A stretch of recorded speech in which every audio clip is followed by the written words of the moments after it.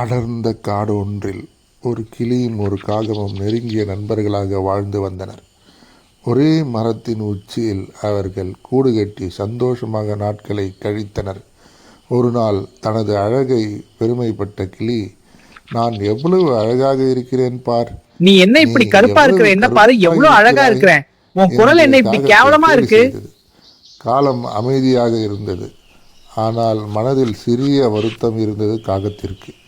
ஒரு நாள் காகம் இல்லாத நேரத்தில் ஒரு வேடன் கிளியை பிடித்து கொண்டு சென்றான். பின்னர் அந்த கிளியை ஒரு ஜோசியக்காரனிடம் விற்றான். இப்போது கிளியின் வாழ்க்கை மாறியது.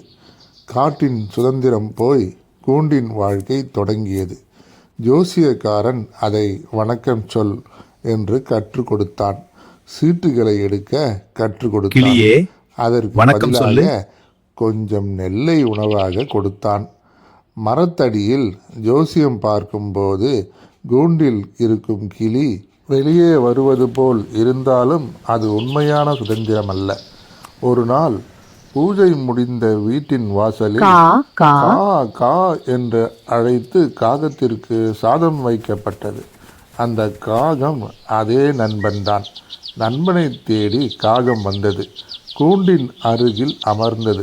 இரண்டு கண்கள் சந்தித்தன. ஒரு பக்கம் சுதந்திரம், மற்றொரு பக்கம் சிறை. அப்போதுதான் கிளிக்கு புரிந்தது, அழகு முக்கியமல்ல, சுதந்திரம்தான் முக்கியம் என்று. இந்த கதையின் மூலம் நாம் அறியும் பாடம், மொழி என்பது சுதந்திரம். காகம் சொன்னது, நான் சுதந்திரமாக இருக்கிறேன், அதனால்தான் மனிதர்கள் என் மொழியில் பேசி எனக்கு உணவு அளிக்கிறார்கள். ஆனால் அடிமையாக இருப்பவர்களுக்கு பிறர் மொழியில் பேச வேண்டிய கட்டாயம் உண்டு. அது துன்பத்தையும் தரக்கூடும். எனவே ஒவ்வொருவரும் தமது தாய்மொழியில் பேசுவதில் பெருமை கொள்ள வேண்டும்.